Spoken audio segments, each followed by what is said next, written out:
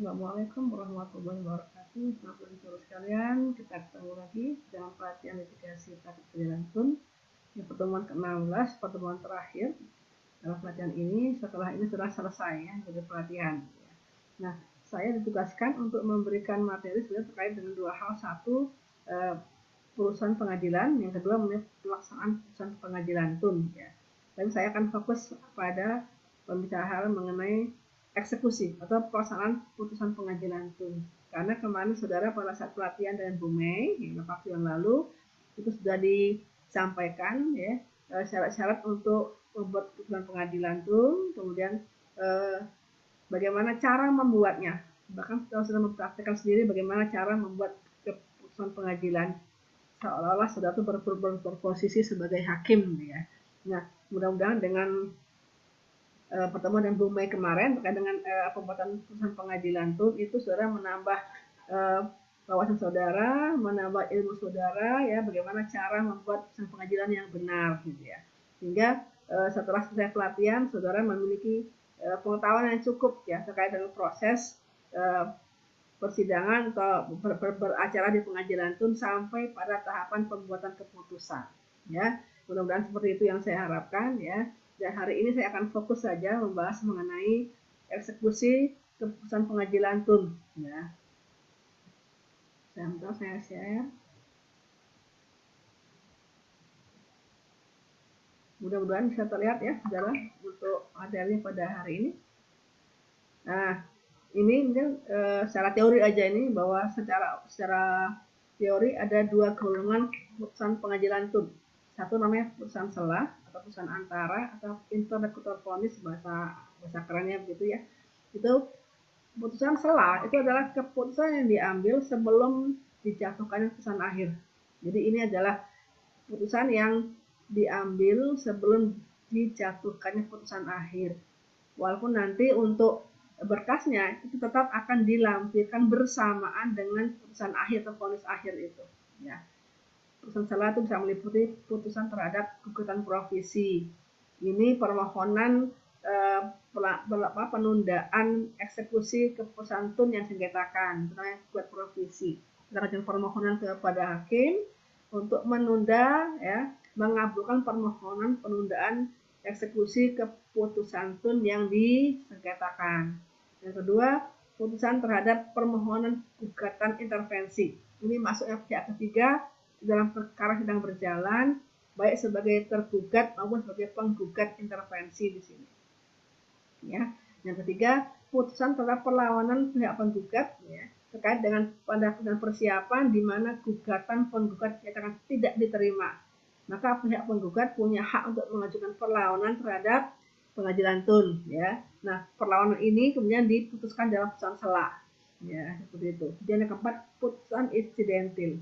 Ini putusan diambil terkait dengan hal-hal yang sifatnya mendesak ya. Selama dalam persidangan berjalan, tiba-tiba barangkali ada kuasa hukum pihak penggugat yang meninggal dunia, atau kuasa hukum penggugat yang meninggal dunia, atau berhalangan tetap, sehingga perlu ada penggantinya. Maka di sini harus dilakukan dengan permohonan insiden, permohonan kepada majelis hakim untuk berposisi sebagai pengganti kuasa hukum yang berhalangan tetap tadi. Namanya putusan insidentil.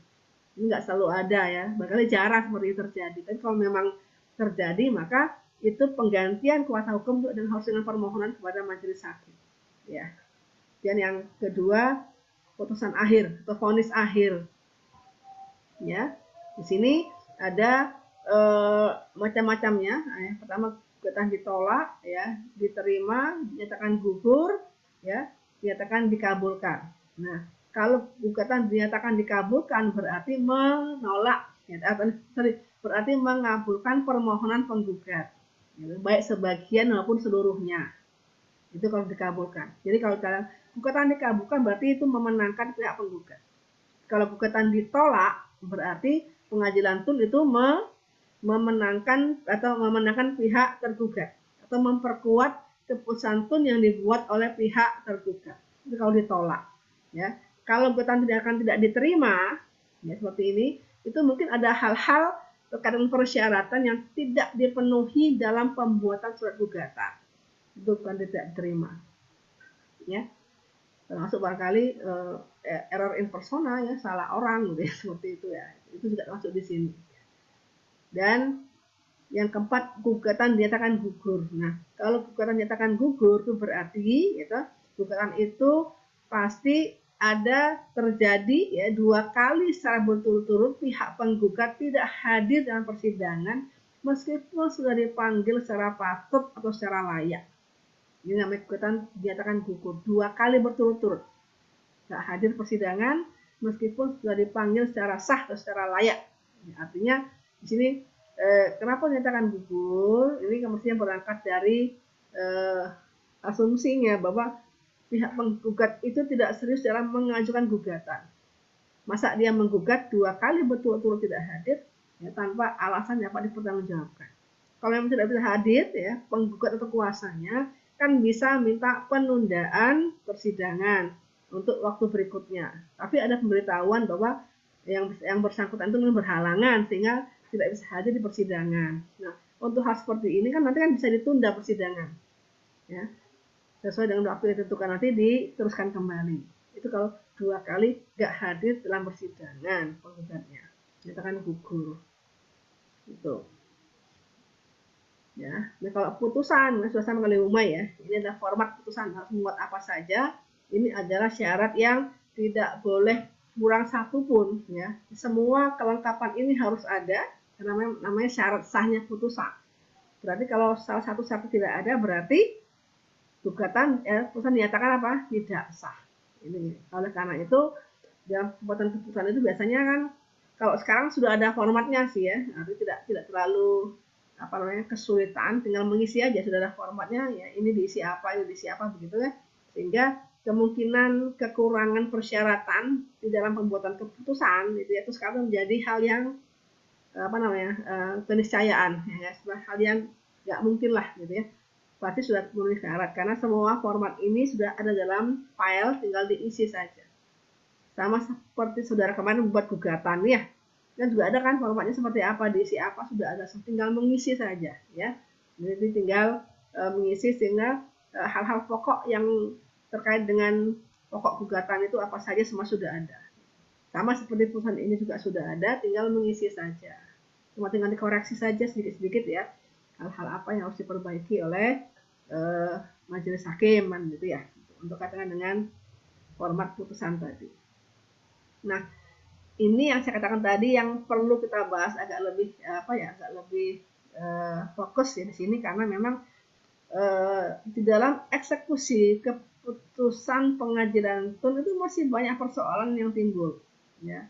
Jangan dibayangkan kalau sudah menang penggugat itu maka dia akan cepat ya mendapatkan hak-haknya sesuai dengan isi keputusan pengadilan tun. Ini belum tentu karena apa? Tergantung pada pihak eksekutornya siapa ya, yaitu pejabat tun atau badan tun itu.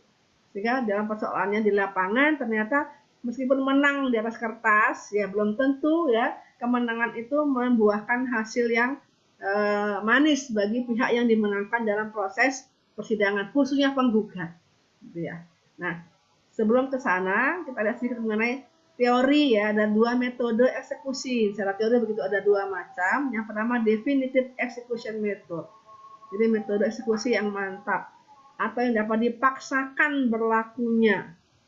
Artinya kalau pejabat tun atau badan tun yang harusnya melakukan eksekusi ini nggak mau melakukan eksekusi, maka ada upaya paksa yang bisa dilakukan terhadap pejabat yang nggak mau tadi. Itu yang namanya definitive execution method. Lebih pasti ya. Jadi pada pihak penggugat yang dimenangkan oleh PT UN itu lebih memiliki kepastian hukum untuk dapat dipenuhi hak-haknya. Di sini kalau pakai definitive execution method. Yang kedua ada floating execution method. Metode eksekusi yang mengambang. Ini yang tidak dapat dipaksakan berlakunya. Ini sulit ini ya. Namanya mengambang. Ya. Bagaimana cara maksanya itu ternyata tidak semudah yang dibayangkan. Ya. Nah, untuk Indonesia sendiri sebetulnya, ya, dulu pada awalnya katanya pakai floating execution method. Khususnya pasal 116 yang terdapat dalam Undang-Undang Nomor 5 Tahun 86. Ini masih pakai ini floating execution method.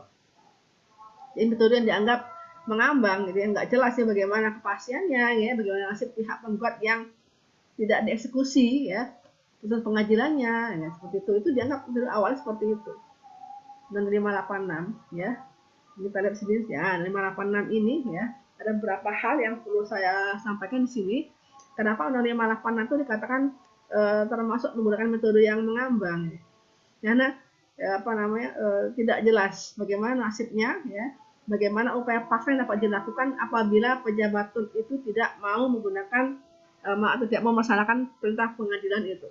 Ini di sini kita lihat ya, 4 bulan santun itu diperoleh dikirimkan kepada pihak tergugat, nggak juga dieksekusi oleh pihak tergugat, maka ya katun yang sengketakan tidak mempunyai kekuatan hukum lagi.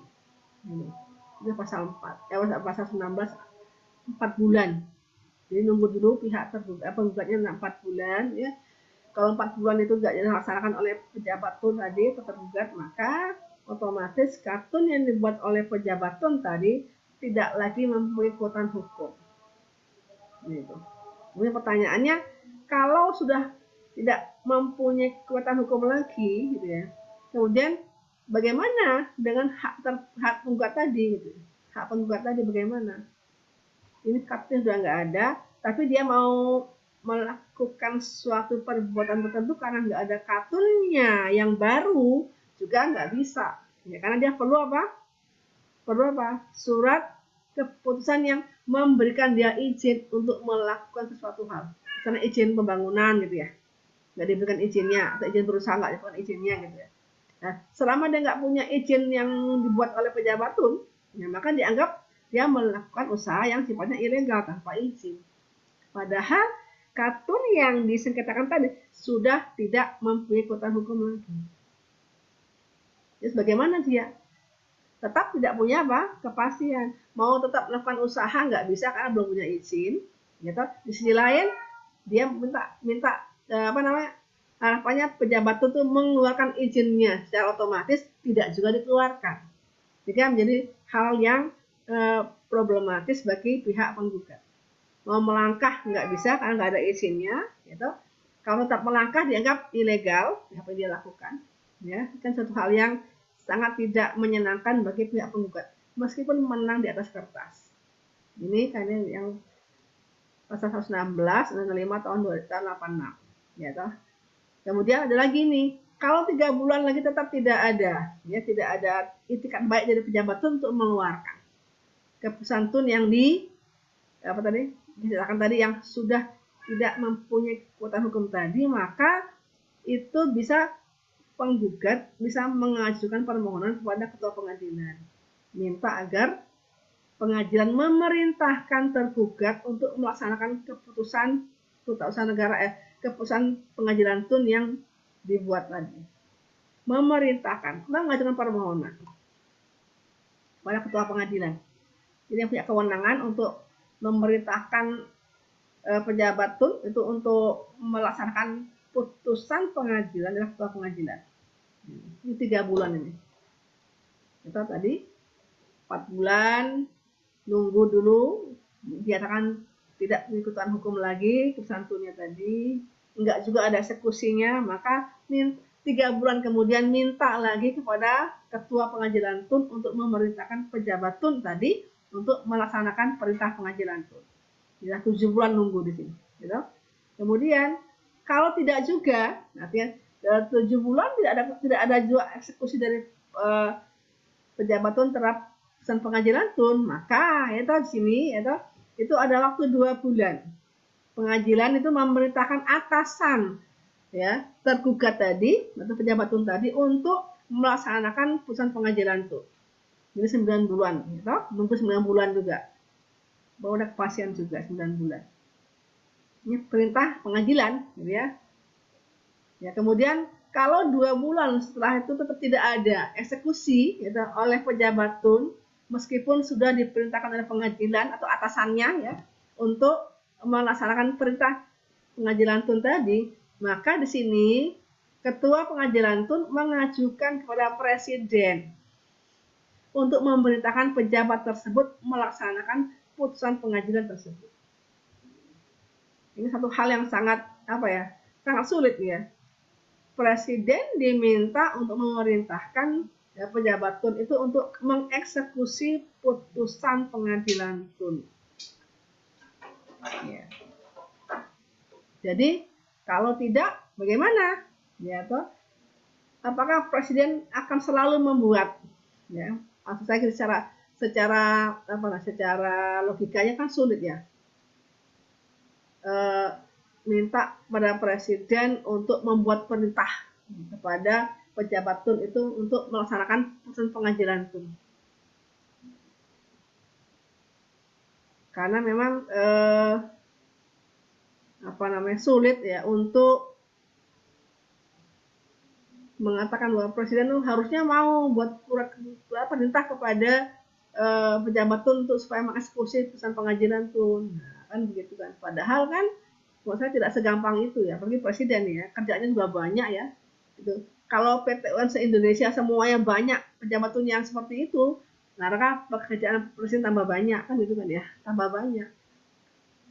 Itu kan satu hal yang dianggap tidak memungkinkan ya, presiden selalu membuat perintah kepada pejabat tun di daerah untuk urusan pengadilan tun. Maka atas pertimbangan beberapa hal ya, satu dianggap bahwa pasal 116 Undang-Undang 586 itu tidak memiliki kekuatan hukum ya, tidak bisa memiliki upaya paksa terhadap pejabat tun ya yang ngeyel atau yang balelo tadi, maka di situ ada niatan untuk merubah ya ketentuan pasal 116 ini dengan ketentuan lain yang dianggap lebih memberikan kepastian hukum. Maka dirubahlah ya Undang-Undang 586 Undang-Undang Nomor 9 Tahun 2004 ya. Itu perubahan pertama Undang-Undang 586 di mana pasal 116 itu termasuk yang dirubah oleh Undang-Undang Nomor 9 Tahun 2004. Ya. Ini dia isinya seperti apa kita lihat. Secara umum hampir sama seperti yang tadi. Nah, bayangkan ya. Jika amar putusannya misalnya begini, ada seorang mahasiswa itu yang diskors oleh rektor karena dianggap telah melakukan hal-hal yang tidak layak atau tidak pantas ya, melanggar etika akademik, bahkan seperti itu, maka diberikan sanksi oleh rektor berupa skorsing. Ya. Nah, dia nggak terima diskors, menggugat ke pengadilan tun dan dimenangkan oleh pengadilan tun.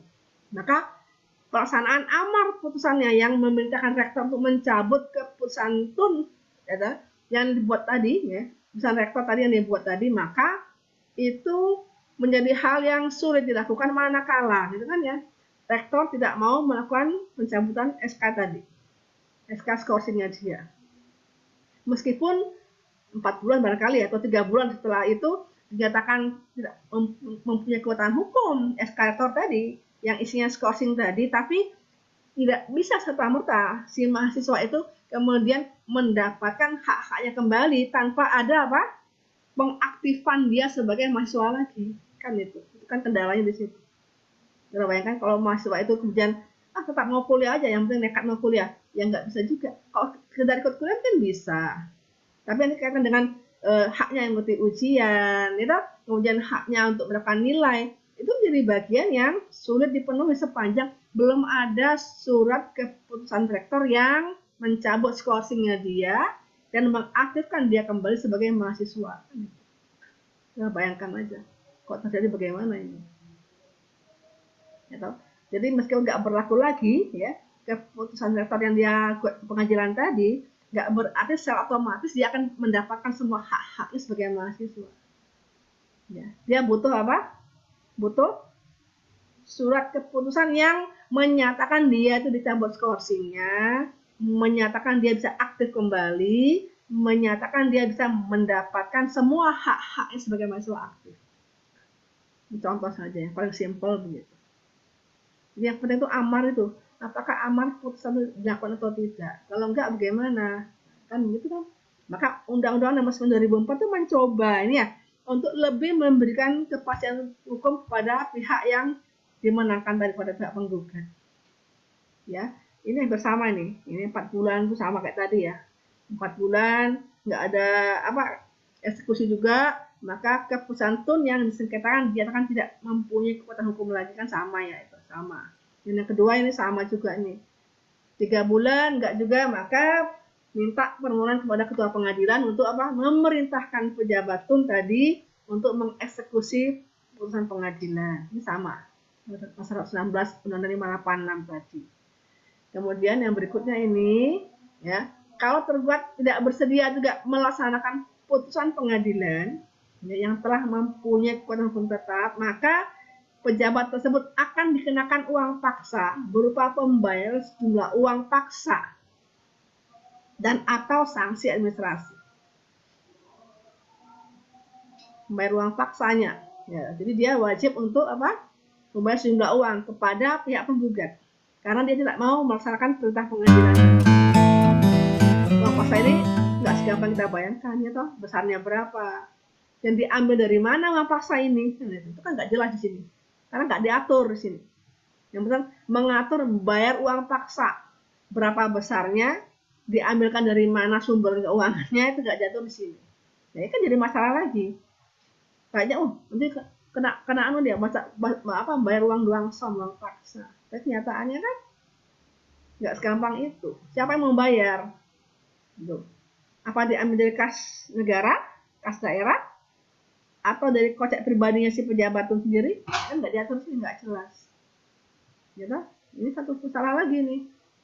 Secara teori kayaknya ada uang pasanya, ada nanti dapat uang pasan, ada uang seperti itu ya. Tapi nyatanya nggak semudah itu.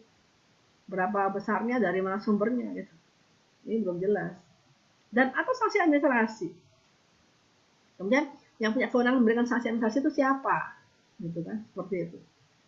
Apalagi sekarangnya di era otonomi gitu ya, itu sulit ini. Karena bupati, wali kota itu bukan bawaannya gubernur. Atau gubernur yang balelo misalnya, gubernur bukan bawaannya menteri dalam negeri atau presiden, bukan. Karena sekarang kan modelnya kan pemilihannya kan secara langsung ya. Jadi jabatan bupati, wali kota, gubernur, jabatan politis. Dia bukan orang yang besar dari asas pemerintahan, nggak bisa juga ya. Karena apa? Untuk menjadi calon aja kemarin ya harus mundur dulu jadi misalnya pegawai negeri, mundur dulu dari pegawai negerinya dulu, baru bisa mencalonkan diri sebagai calon bupati, wali kota, gubernur seperti itu. Berarti dia kalau memberikan sanksi administrasi sebagai apa? Ya, sebagai PNS bukan, ya kan ya? Kemudian yang kedua, siapa yang punya kewenangan memberikan sanksi? Bupati itu siapa yang memberikan sanksi? Gubernur? Bukan. Karena gubernur bukan atasannya. Gitu. Ini termasuk kendala-kendala dalam eksekusi itu maksud itu. Karena sekarang jabatan politis, maka sulit gitu ya untuk memberikan sanksi ini. Ya. Itu denda nggak bisa juga dari mana sumbernya, atau uang paksanya dari mana sumbernya, misalnya berapa. Kecuali di beberapa negara ya, itu memang uang paksa itu diambil dari kocek pribadi pejabat. Bukan negara. Negara nggak mau bayar itu. Karena yang salah kan udah jelas, pejabat itu dinyatakan salah, tapi tidak mau mengeksekusi putusan pengadilan. Jika negara nggak mau tanggung jawab itu. Kalau kamu yang salah, kamu tanggung jawab. Kamu nggak mau eksekusi, kamu tanggung jawab sendiri. Sehingga kalau ada uang pasangan ini dibayarkan, mesti diambil dari uang pribadi si pejabat atau badan itu tadi. Nggak bisa dari uang negara. Negara nggak mau dong gitu. Karena yang salah kan udah jelas, pejabat yang salah. Udahlah salah, nggak mau ngaku kesalahannya dan tidak mau mengeksekusi. Jadi kalau ada apa-apa, kata uang paksa ini silakan tanggung sendiri. Saya katakan itu paling tepat seperti itu. Sehingga mereka mikir-mikir dia. Wah, kalau saya nggak mau eksekusi, saya kena bayar uang pasang, nanti siapa yang membayar? Kan saya bayar sendiri berarti. Nah, ini barangkali uang pasang yang dibayarkan dari uang pribadi si pejabat tadi, itu sedikit banyak akan memberikan daya paksa untuk pejabat itu melaksanakan keputusan pengadilan tun. Gitu. Kalau dipakai uangnya pribadi, kan mikir-mikir. Kalau setahun dia buat 5 kali kesalahan nggak mau eksekusi, berapa uang yang dia keluarkan? Kan gitu ya. Ini gambaran aja. Uang pasar ini mestinya jangan diambil dari uang negara. Ya. Kasihan dong negaranya ya. Yang salah pejabatnya, tapi yang bayarin negara. Kok enak betul gitu ya. Nah ini mungkin seperti Thailand ya. Thailand tuh yang membayar uang pasar ini ya si pejabat itu sendiri kalau dia nggak mau melaksanakan santun itu. Ini persoalan yang harusnya dipertimbangkan lagi ke depannya barangkali ya undang-undang peraturannya itu barangkali harus diatur sedemikian rupa bahwa kalau ada uang pasar yang bayarnya uang pribadi gitu. Ya harus jelas juga sanksi administrasi siapa yang memberikan sanksi di sini harus diatur. Kalau dia ASN kan gampang gitu ada undang-undang ASN-nya, yang berikan sanksi siapa? Nah ini bukan ASN gitu. Masalahnya itu siapa yang berikan sanksi? Itu untuk sanksinya. Ya. Dan dalam Undang-Undang Nomor 9 2004 ada tambahan lagi di sini. Ini tambahan pertama tadi kaitan dengan uang pasar atau sanksi administrasi. Yang kedua adalah diumumkan di media cetak. Ini kalau nggak mau mengeksekusi, gitu ya, itu akan diumumkan di media cetak setempat. Maksudnya apa? Supaya malu deh gitu ya. Diumumkan bahwa pejabat ini tidak mau melaksanakan eksekusi ini, padahal udah ini seperti itu. Jadi harapannya pejabat tadi punya apa ya? Punya rasa malu lah ya, kaitannya dengan dimuat di media massa. Itu kalau dia punya apa budaya malu, kalau enggak ya sama saja dimuat di media massa 10 kali 20 kali pun dia cuekin aja karena nggak punya nggak punya rasa malu ya.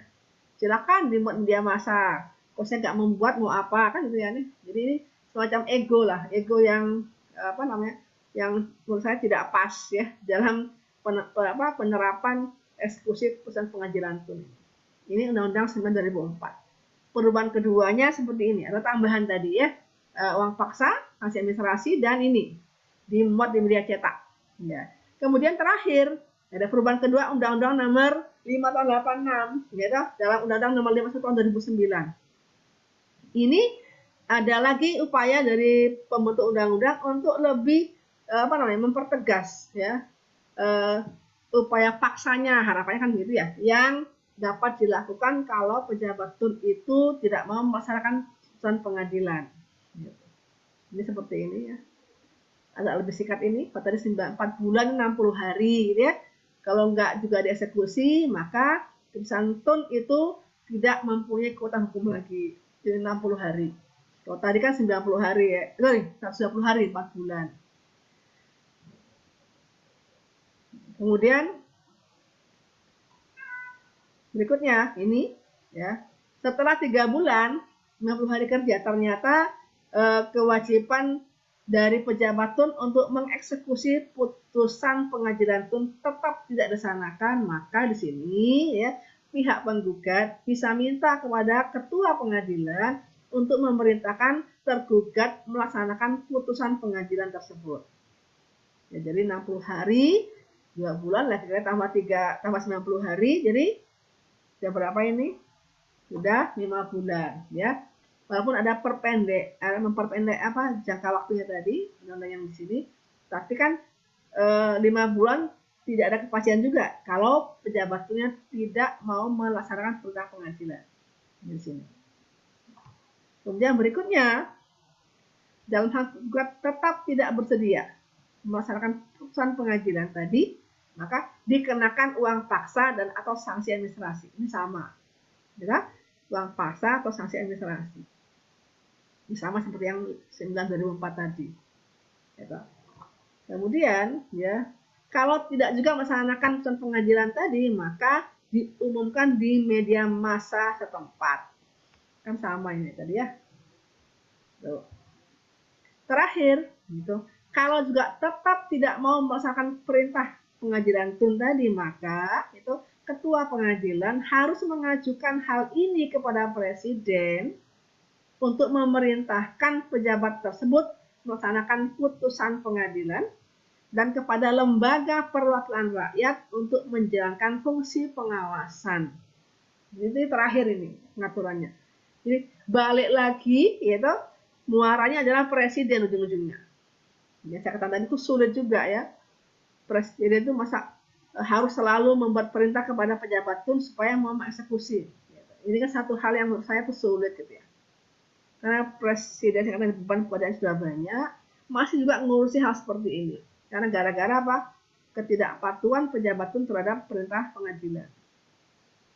Dan jadi ketua pengadilan melaporkan itu kepada lembaga perwakilan rakyat untuk menjalankan fungsi pengawasan. Dan pertanyaannya gitu ya, sekarang itu kan kepala daerah itu dipilih langsung oleh rakyat. Nah, betul, kalau dewan punya fungsi pengawasan itu iya betul. Tapi fungsi pengawasan yang dilakukan oleh dewan itu selama ini ada yang terkait dengan pelaksanaan undang-undang atau pada perundang-undangan yang terkait dengan pemerintahan, bukan dengan pengadilan. Sehingga kalau DPR mengatakan, ayo apa namanya, kalau di daerah kan gubernur ya, daerah DPRD tingkat 1, DPRD provinsi. DPRD provinsi bilang, ayo gubernur segera laksanakan perintah pengajilan tun itu, gitu kan ya. Nah seperti ini, menurut saya tidak punya daya paksa, karena apa gitu ya? Karena beda ini jalurnya gitu. Kalau pengawasan dilakukan oleh DPR, DPRD itu kan pengawasan politis sifatnya. Ya toh? Itu kalau pejabat tun itu melanggar gitu, apa yang diatur dalam undang-undang dan daerah seperti itu. Kalau katanya perintah pengadilan itu nggak punya fungsi apa namanya, nggak punya daya paksa DPR dan DPRD terhadap pejabat tun yang bersangkutan. Paling nggak ngomong, mbok ya diperhatikan, itu perintah pengadilan itu seperti itu. Karena apa?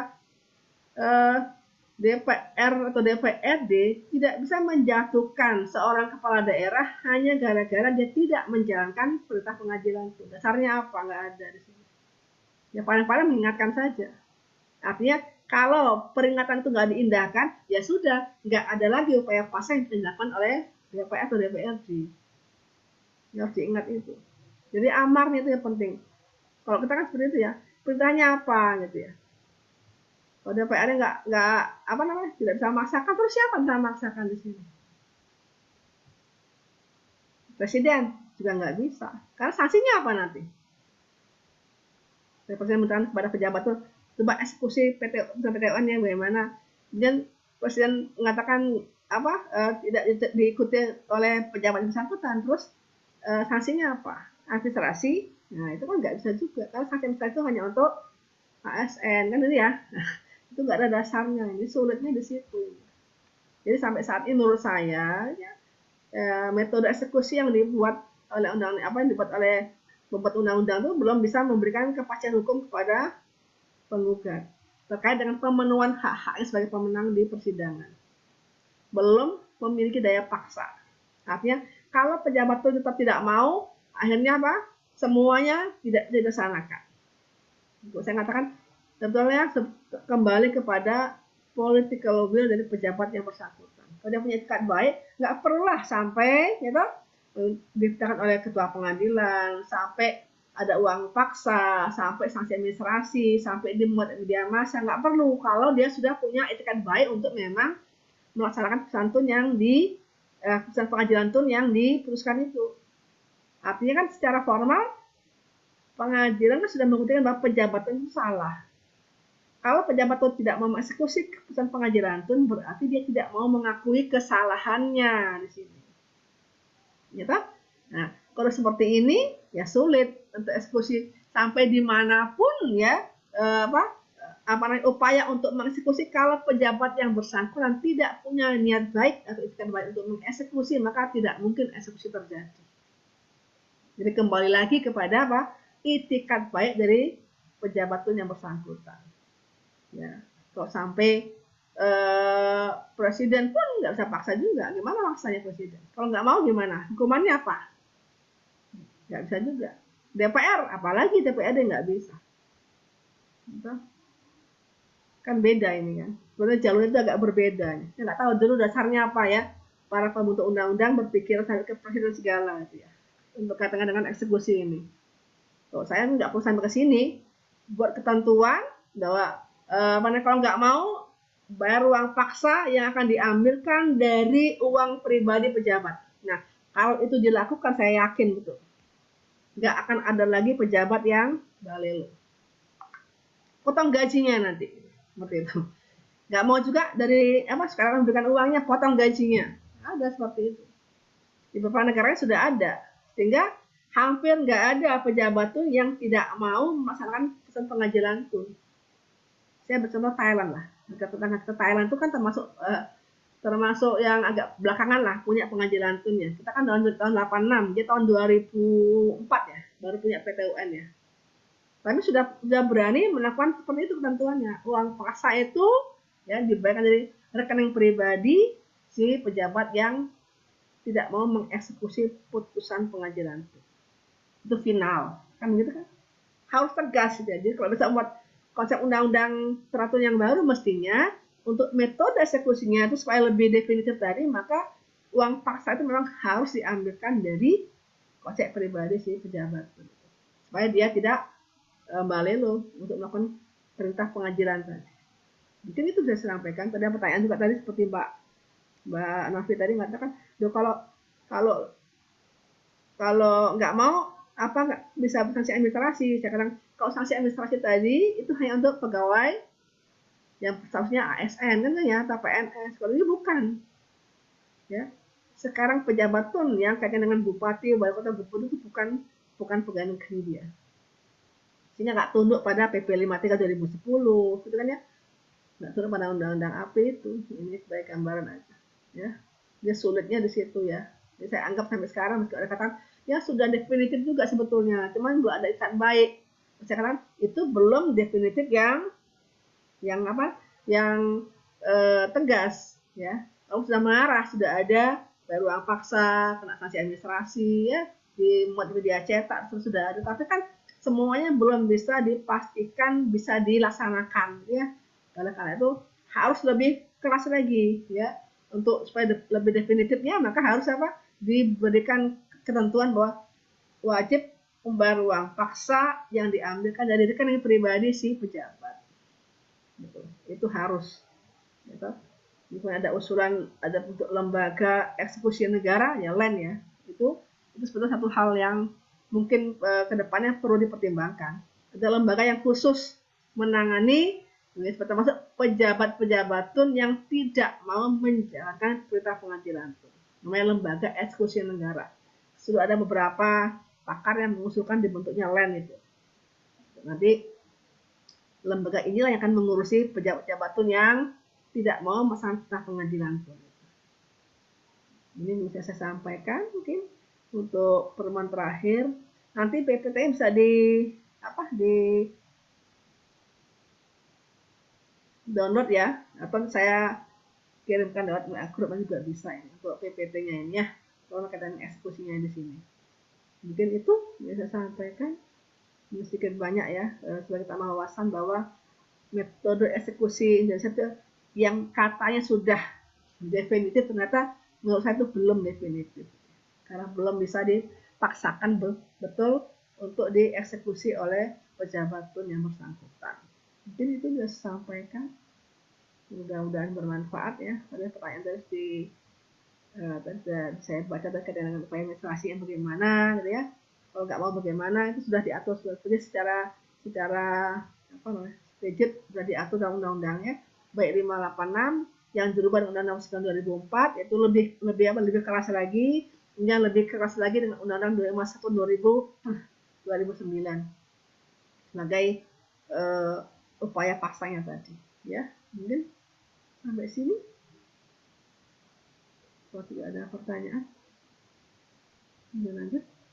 Saya akhiri. Semoga bermanfaat. Jadi apa-apa yang kami berikan selama pelatihan ya, bagi saudara bisa bermanfaat saudara di kedepannya ya. Siapa tahu di antara saudara sudah ada yang